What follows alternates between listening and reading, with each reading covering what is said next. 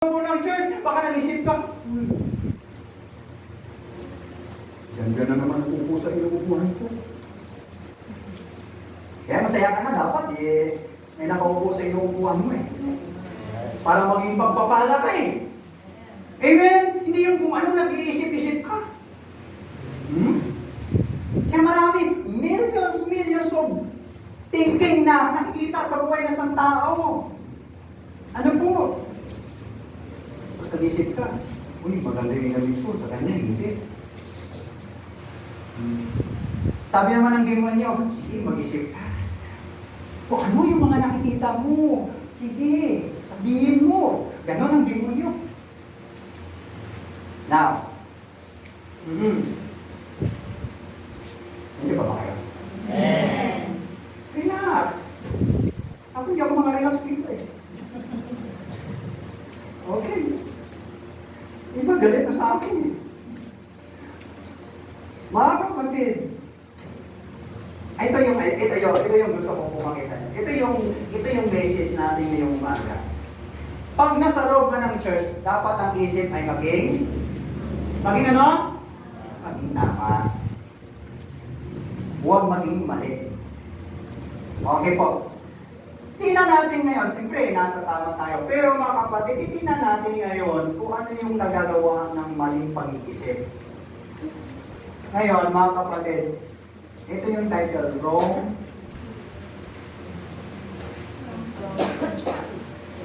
Okay. Oh, may bisita. Sino bisita? Wrong thinking. Sa Tagalog, maling pag-iisip. Okay po. So now, alam niyo po mga kapatid, kung minsan masasabi po natin na sa buhay na ito ay marami tayong mga mai-encounter na maranasan tungkol sa disappointment. Alam niyo kapatid, no? Minsan, saan nanggagaling yung disappointment? Sa pag-iisip. Tama? Pag na-disappoint ka, di ba? Pag-iisip. Doon ang galing.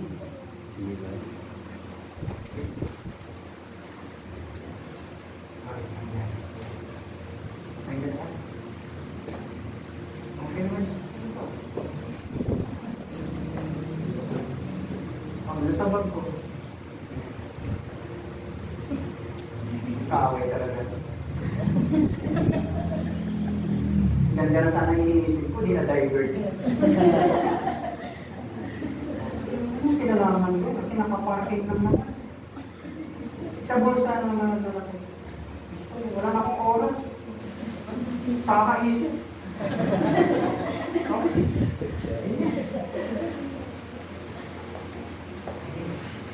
Disturbo. Okay. Yan. Sige po. Kung sino marunong mag-drive. Ayan naririnig ka sa neighbor. Naririnig ka sa neighbor. Okay. No problem. No problem. Ayan, lunas ko muna. Pero alam mo, maganda marinig. Para pag-isipan nila ako.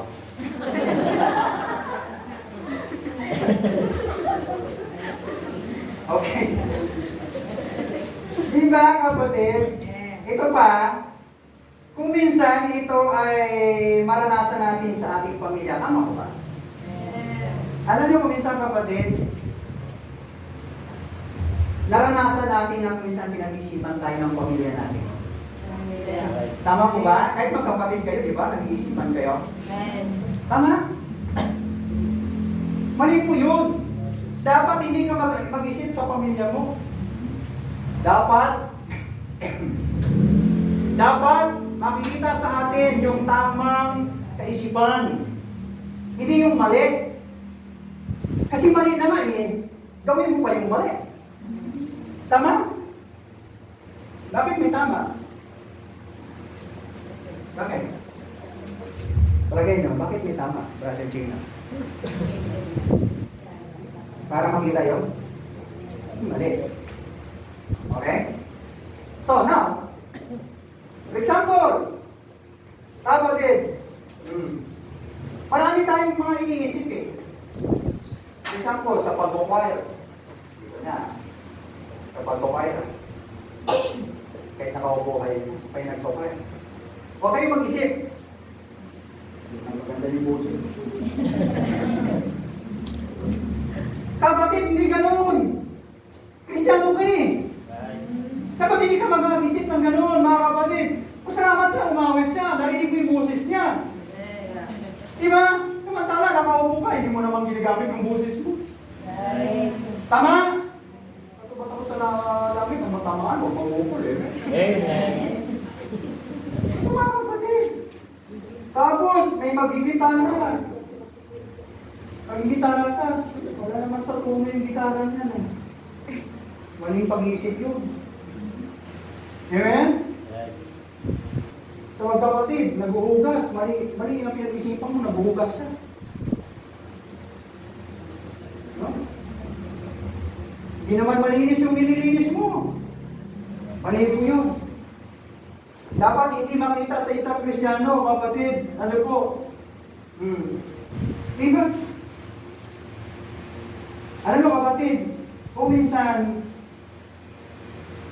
ikaw, kung minsan sa pamimili. Di ba?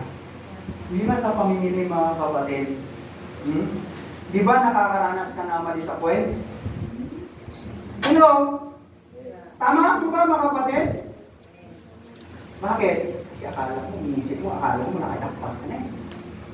Di ba? Akala mo nakajakpat na.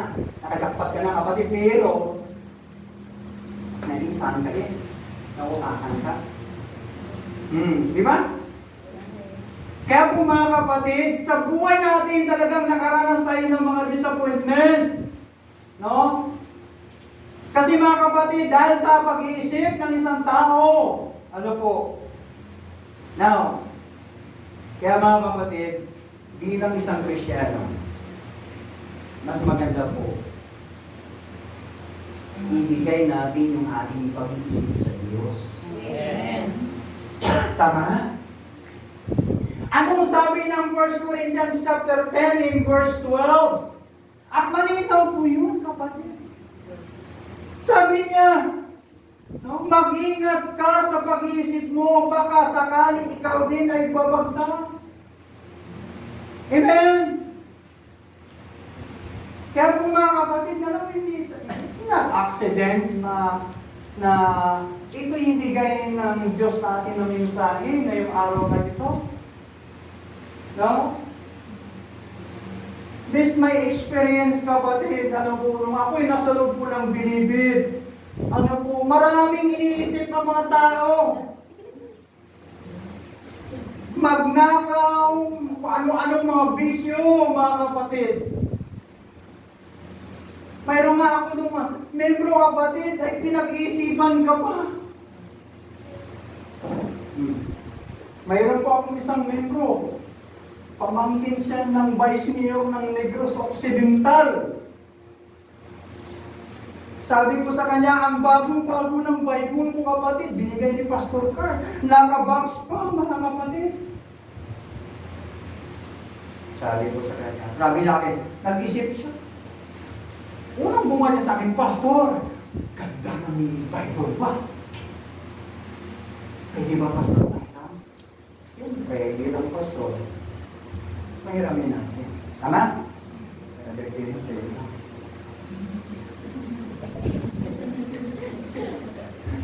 So, pinahiram ko. Alam mo nangyari, kapatid? Sige, Brad, babalikan ko lang ha. Babalikan ko sa sunod. Dahil na makuha ko ulit. Sige, Pastor. Pagbalik ko, tinanong ko, Brad, nasaan yung Bible ko? Di ka lang, Pastor. Pinalik ko sa'yo ha. Di ba, Pastor, dinala mo? Ala, Brad, sabi ko, kinuha mo sa akin, hiramin mo, babasahin mo, kasi babalik ako, pukunin ko. Nasaan yung Bible? Pastor, wala eh. Ay, yung tao na yun. Alam niyo yun? Ganyan. So, may pagkabakla. So, ang nangyari, kapatid, ang ginawa niya, Pinag-isipan niya talaga. Ano mo yung pinag-isipan niya? Pinag-isipan niya ibenta ang Biblia. Bininta niya yung Bible, kapatid. At pinasurvey namin, kapatid, pinasubaybayan namin doon sa isang kapatiran sa church. Kaya bininta niya doon sa isang pastor na born again. Pastor, nandun yung Bible mo. Tapos wala na siya sa gang ng kapigulagi. Napunta siya doon sa ibang mga gang para hindi siya mahabol.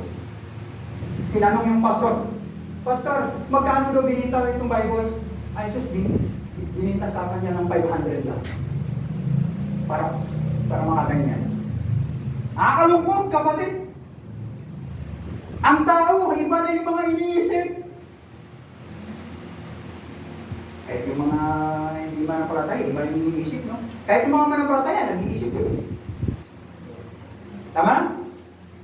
Kaya po mga kapatid, paalala ko ng Biblia, maging maingat sa pag-iisip baka tayo ay bawagsak. Yan ang delikado, mga kapatid. Ano po? So now, introduction pa lang. Ang paalala yun. Brother Jay, mukhang mga lalaki. Naka-YouTube eh. Nilalagay ko lang po. Okay. Salamat na. Ang YouTube mo lang. Pero lang po. Tapusin mo ng 11:20. Maniwala kayo sa 11:20 tapos na. Para yung young people mo may makakain na. Okay po. So number 1. Okay po. Wrong thinking, ang maling pag-iisip. Titingnan natin ha. Ito yung mga rason kung bakit, no? Maraming napapahamak sa maling akala, sa maling pag-iisip. At marami pong napapahamak, kapatid, no? Na sa kanilang pag-iisip, no? Sa ating pong Panginoon, mga kapatid. Akala nila, kilala lang nila ang Diyos, pero hindi naman. Pero ikaw, kapatid, bilang isang Kristiyano, sa isip mo, kilala mo bang Diyos? Totoo, kilala niyo ba ang Panginoon? Sino ba ang Diyos sa buhay niyo? Ano ba siya sa buhay mo? Ano ba siya sa isip mo? Oo. Si Kristo, yung nabago sa cross, yung namatay sa cross. Ganun lang yun? Hindi, kapatid! Alam mo kung saan mo ilagay dapat ang Diyos sa buhay mo? Sa puso at sa isipan mo. Isa, pinapatagos mo. Pinalabas mo. Now, ito po yung unang reason nakita ko. Ito yung unang reason nakita ko kung bakit, kapatid, maraming napapahamak. Sa isang taong nag-isip na kilala nila ang Diyos. Bakit? Number 1. Oh, Brother Lincoln, wait lang. Ito, gusto ko pong makita ito. Ito yung unang reason. Kasi alam nila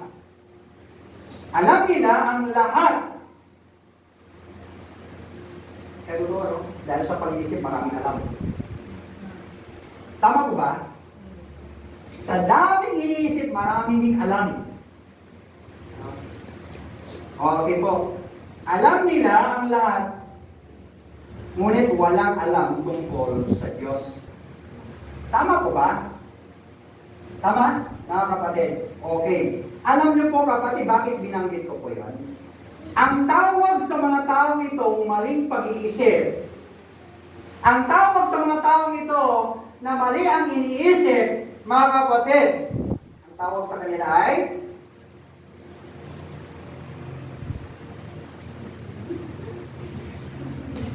Brenton. Amen. Oh. Ano? Tawag sa kanila. Alam niyo yung word na pretender? Amen. Alam niyo na yun? Sa Tagalog, ano mo yung pretender? Yun, mapagpanggap! Alam niyo ba yung, alam niyo ba yung Brother Gino, di ba? Yung ahas pag nagbabalat. Diba? Nakakita ba kayo ng ahas na naiwan yung balat niya? Hello po. Baka iniisip niya ngayon. Yung kagabi ko naman, nagpapanggap na. They are pretender people. Sila yung mga taong nagpapanggap na alam nila daw ang Diyos, kilala daw nila ang Diyos.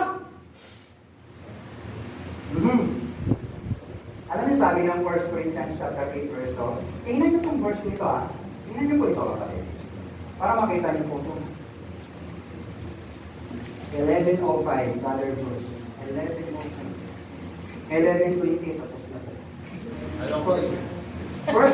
First Corinthians chapter 8, verse 2. Okay po, sabi dyan. Malinaw po yan. Sino pwedeng magbasa? Kung ang UCPI na magbasa. Okay, no. So, Brother Gino, pakibasa mo, verse 2. 1 Corinthians chapter 8 verse 2. And if any man think that he knoweth anything, he knoweth nothing yet as he ought to know. Ay, grabe. Anong sabi ng Biblia? Tagalogin mo nga, Brad. Sa Tagalog. Ano sa Tagalog? Brother James sa Tagalog, Brad. Eh, Tagalog ka, Brad? Wala din. Point. Kung ang sino man ay nag-aakala na siya may nalalaman Oo. man, Hala. wala pang nalalaman kaya nang nararapat niyang mahalaman. Ano yung ibig sabihin nun, kapatid? Yes, marami kang alam, pero wala ka palang kaligtasan. Amen! Maraming alam ng tao. Pero wala palang kaligtasan. Naman yan. Ang Diyos. Yes, maraming tao kilala ang Diyos. Pero hindi naman tinanggap. Tama. Malinaw po yun, kapatid. Kaya sila yung mga taong nagpapanggap lang na may alam. Pero wala palang alam pagdating sa salita ng Diyos. Kaya sabi ng Bible, they are foolishness. Sila po yung mga mangmang. Di ba? Thank the Lord, kapatid, as a Christian. Marami tayong alam. Ikaw, anong naalam mo? Kumain? Ikaw, ano alam mo? Facebook? Ikaw, ano alam mo? Boyfriend?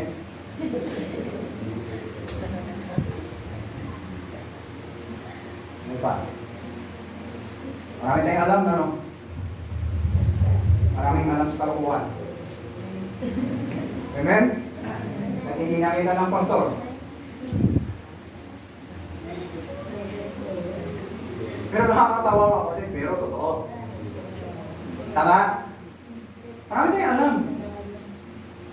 Pero hindi alam pupunta sa church. Amen? Marami kang alam, pero pagpunta sa church, hindi mo alam. Tama? Marami kang alam ng mga Illinois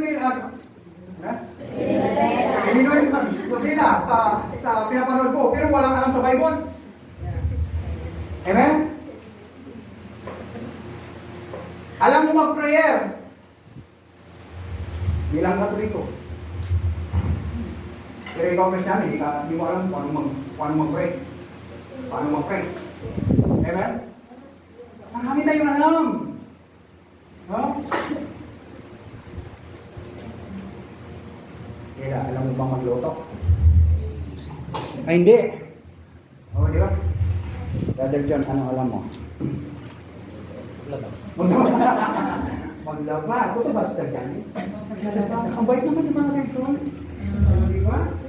Brother John, anong alam mo? Naglalaba din. Ikaw, Brad, anong alam mo? Pagmahal. Pagmahal! Mr. April, ganyan ka ba? Sayang, Brad, hindi narinig ni Mr. April. Narinig sa radyo. Mark, ano alam mo? Anong alam mo? Hindi na mabigat. Brother Josh, anong alam mo?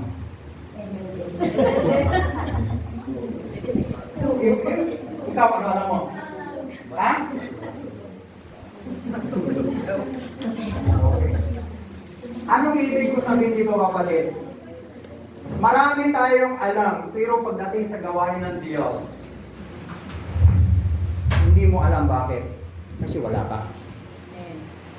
Pero kung nandito ka, alam mo kung anong gawain ng Diyos. Tama? Tama? Mga kapatid, tinan niyo po ha.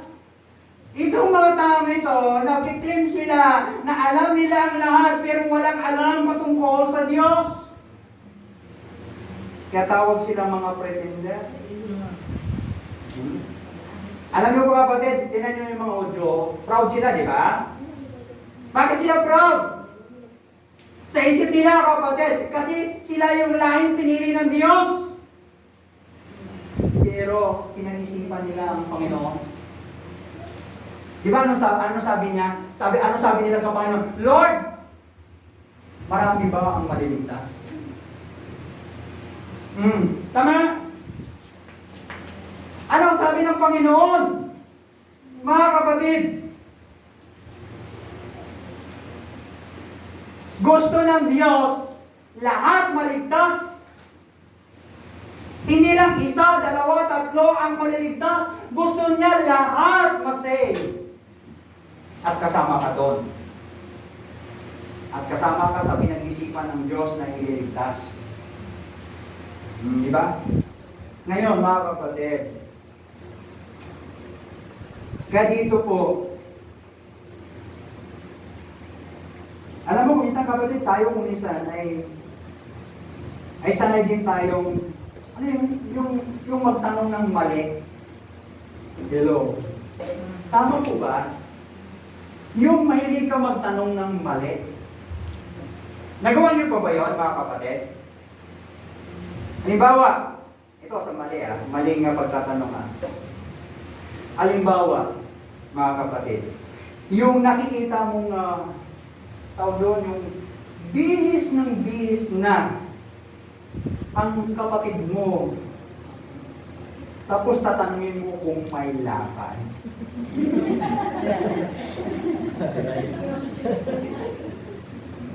Alam nga naman matutulog yun, kapatid. Bihis na may lakad na Tapos tinanong mo pa. Alam nga naman matutulog yun. Nakagaon doon, matutulog. Maling pagtatanong, mga kapatid. Ito pa. Yung nakita mong basang-basa na yung kapatiran mo. Dahil sa lakas ng ulan, tapos tatanungin mo, may payong. May payong ka ba? Basang-basa na nga may payong pa yun. Maling pag-iisip yun, kapatid. Ito pa. Ilan ba yan, pastor? Marami.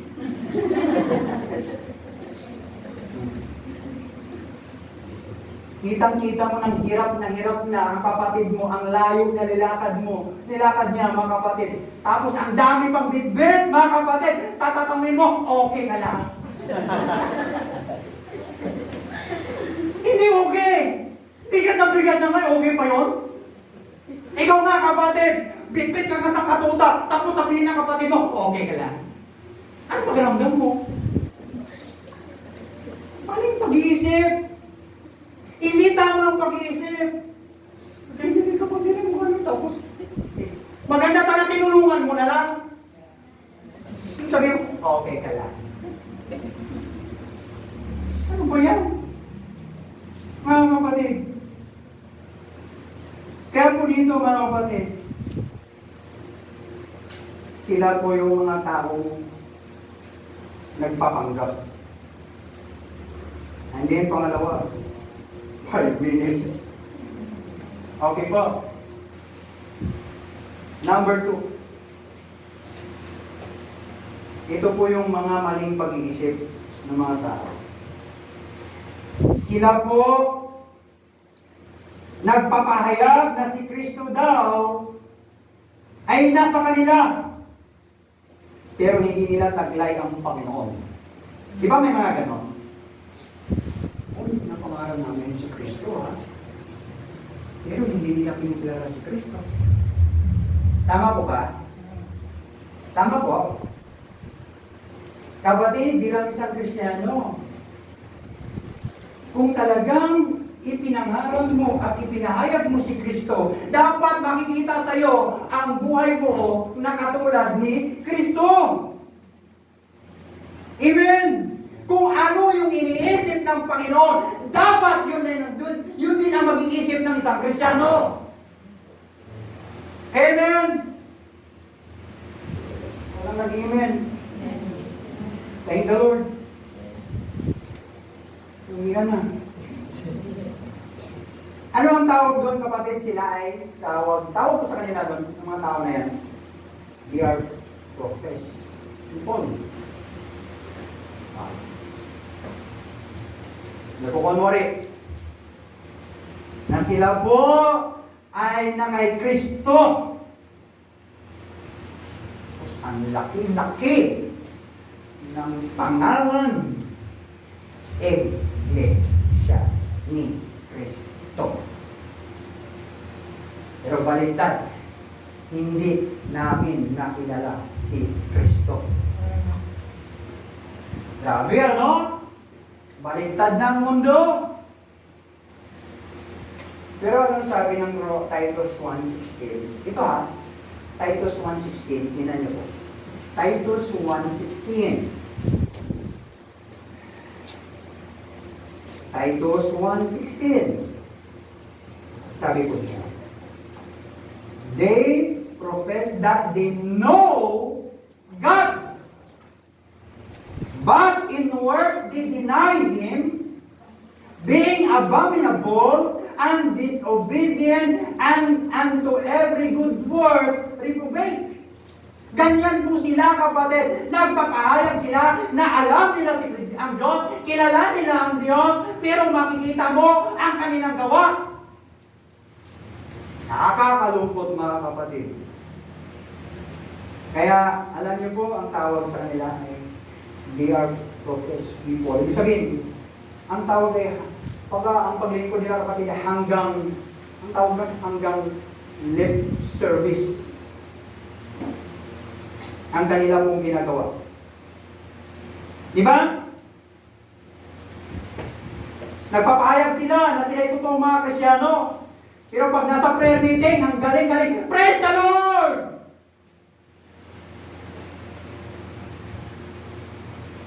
Pero pag nasa bahay, parang Armalite,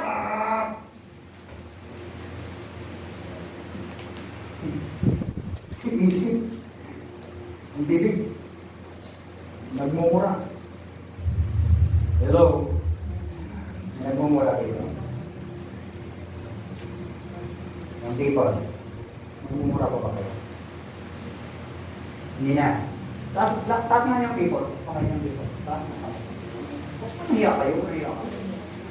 Huwag kayong mahiya. Boys, huwag kayong mahiya. Okay. Yung people, tanong ko sa inyo. Nagmumura pa ba kayo? Ha? Hindi na. Thank the Lord. Alam ko mga Kristiyano kayo. Yes, ang mga hindi Kristiyano, ginagawa yun. Pero pag tayo Kristiyano, hindi natin nagagawa yun. Tama? Kasi maganda ang ating mga iniisip. Ang mga hindi magandang iniisip, mali ang lumalabas sa bibig. Tama? Mali ang lumalabas sa bibig. Kasi kung anong iniisip, yun din ang lumalabas sa bibig. Tama mga kapatid, ano po? Pag nasa isip mo, tapos sinabi mo sa kapatid mo, uy, may saging sa bahay, kumuha ka. Tapos binalita naman, uy, may balinghoy doon. Mga kapatid, ito pa, nagpapahayag sila na sila ay talaga mga Diyos. Pero ano sabi ng Bible? Romans chapter 1 verse 22. Ito mabigat yung verse na yun kapatid. Romans chapter 1 verse 22. Sige na kayo. Romans 1:22. Ina nyo po professing themselves to be wise,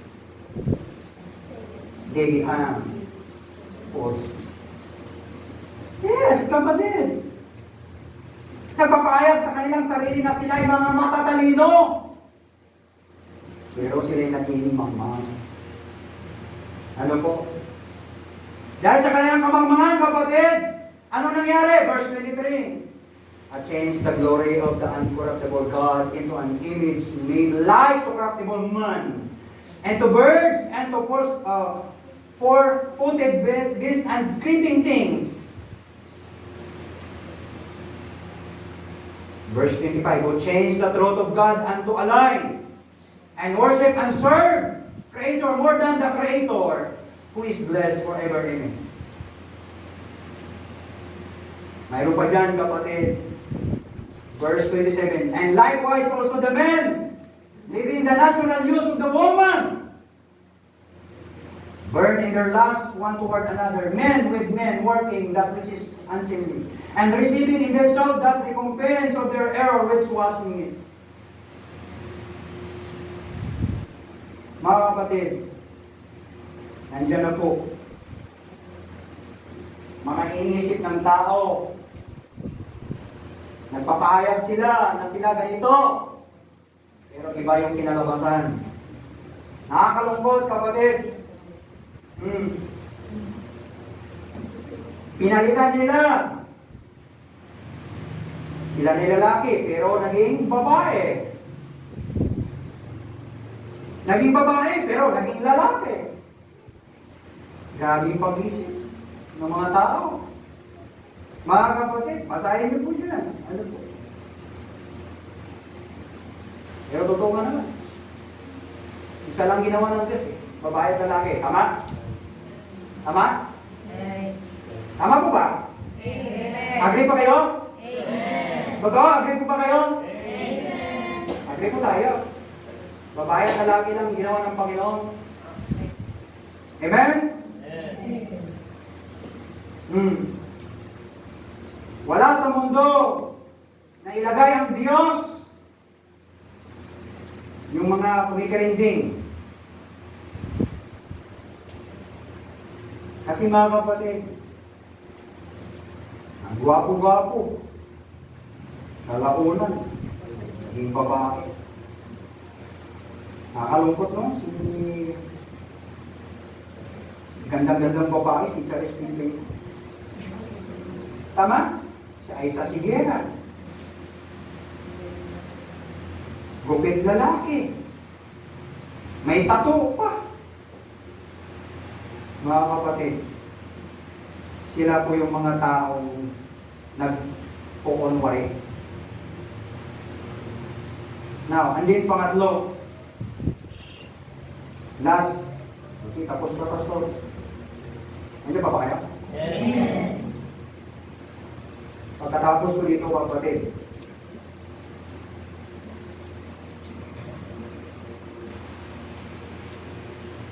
pagkatapos ko,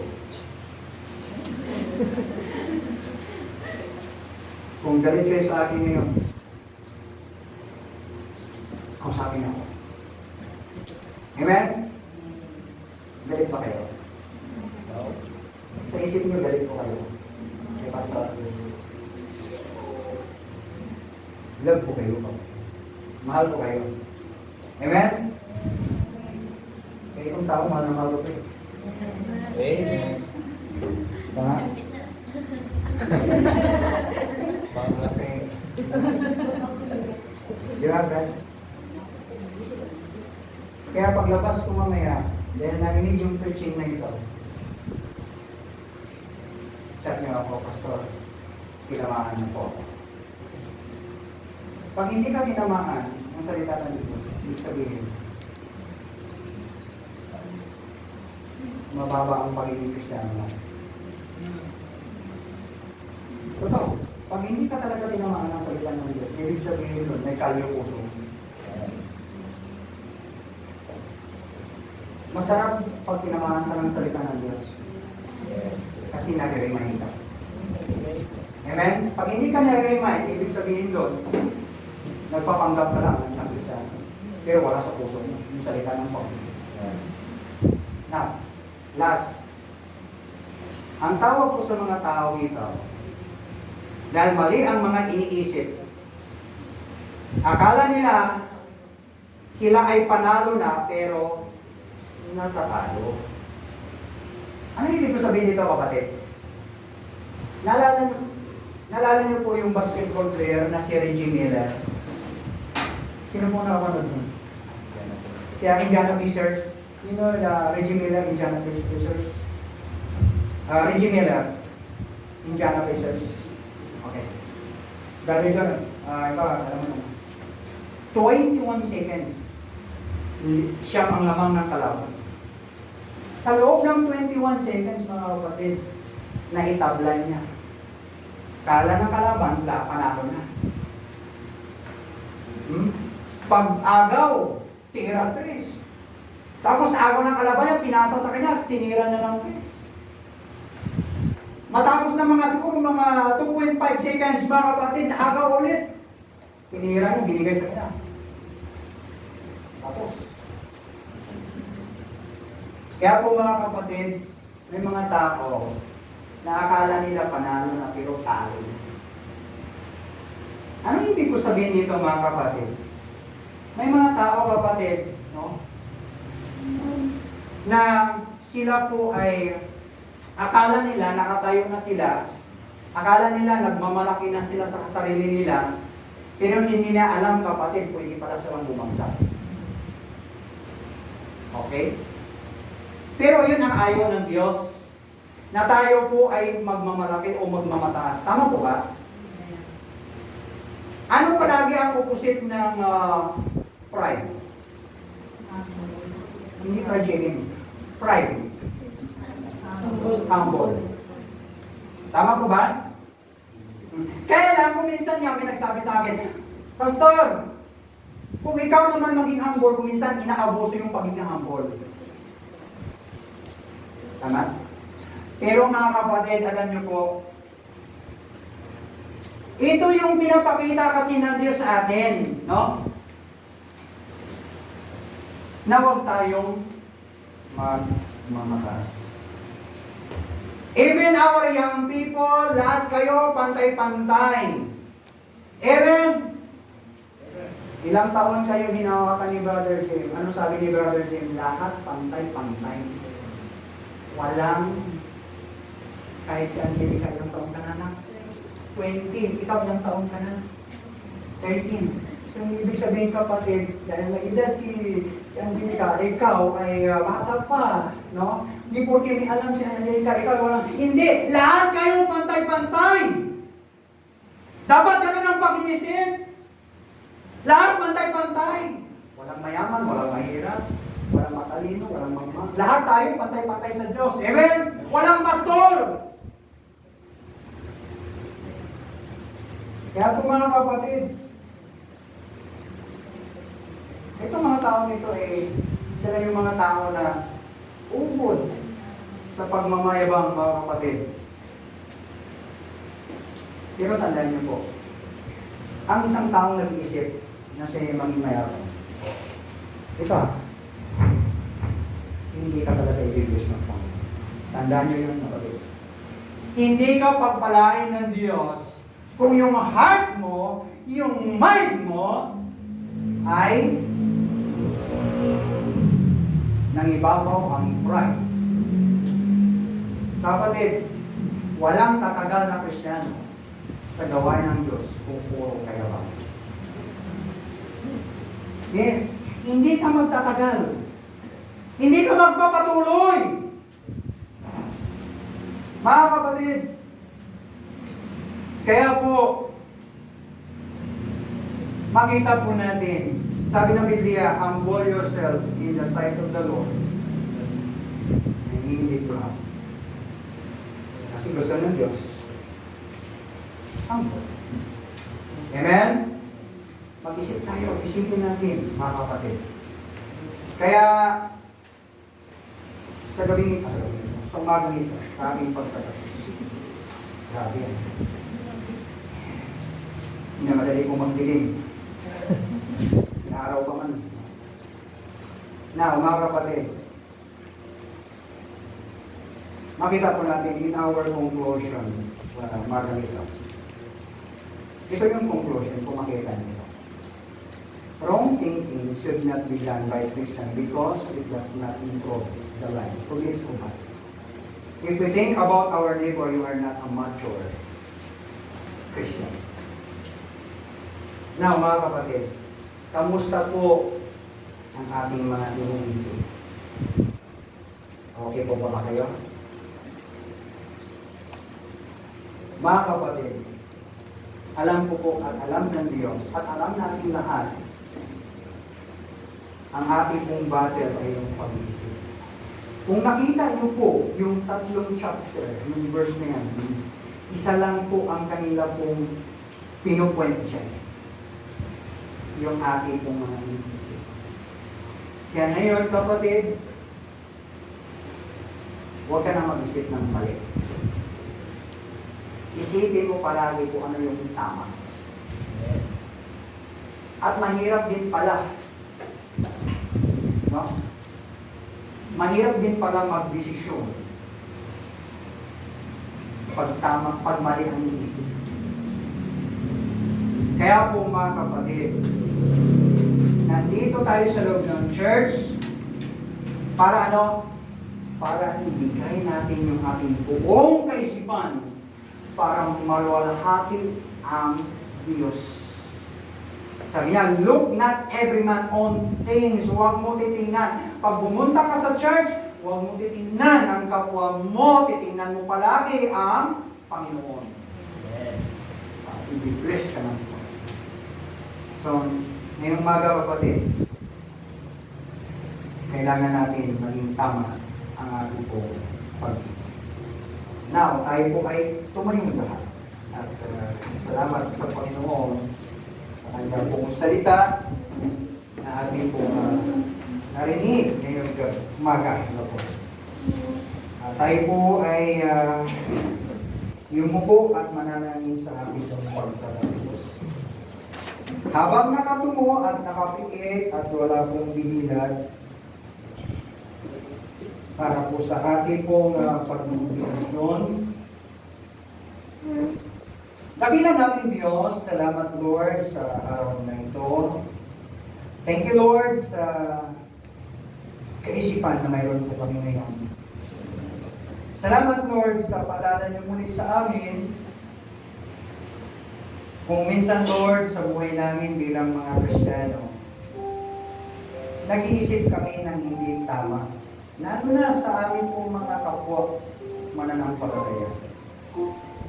Lord, alisin niyo po sa puso namin, hindi po dapat kami mag-isip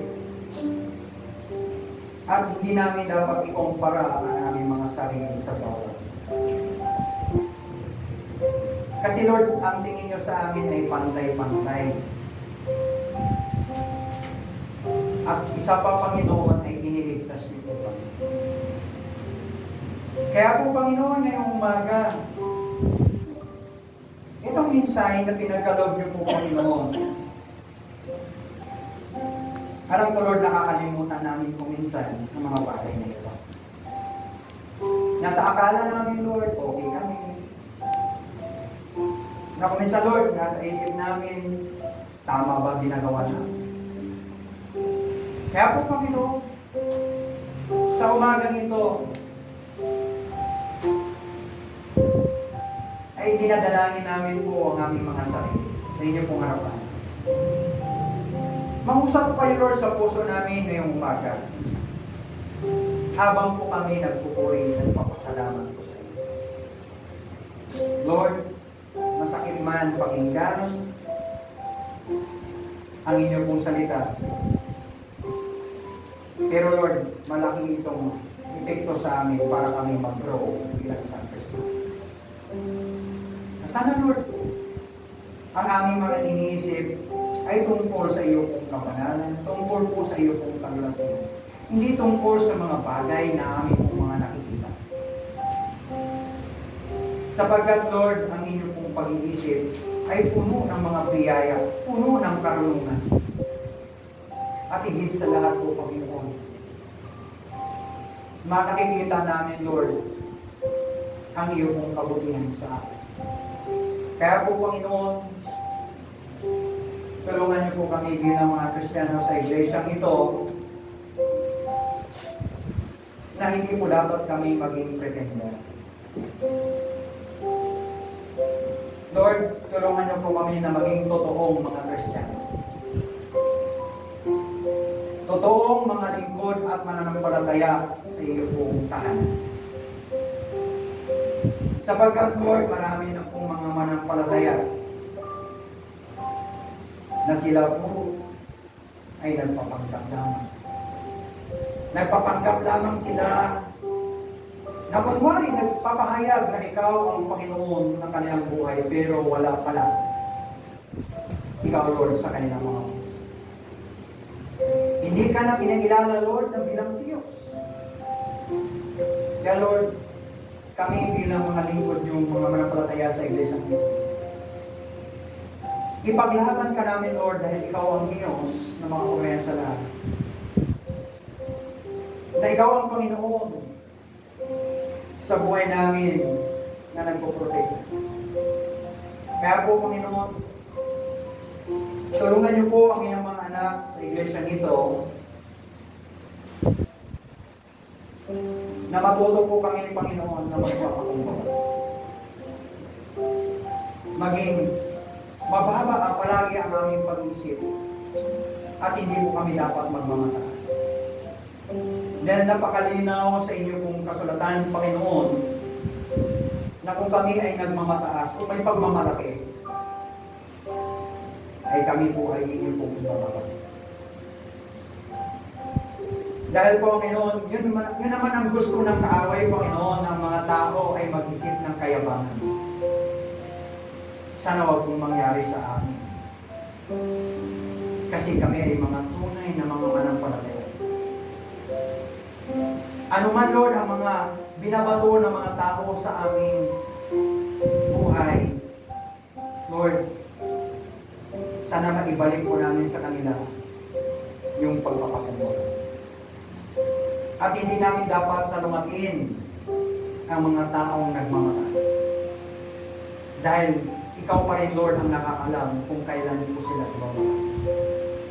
Ang mahalaga, Panginoon, na ipakita namin na kami po ay mga totoong mananampalataya.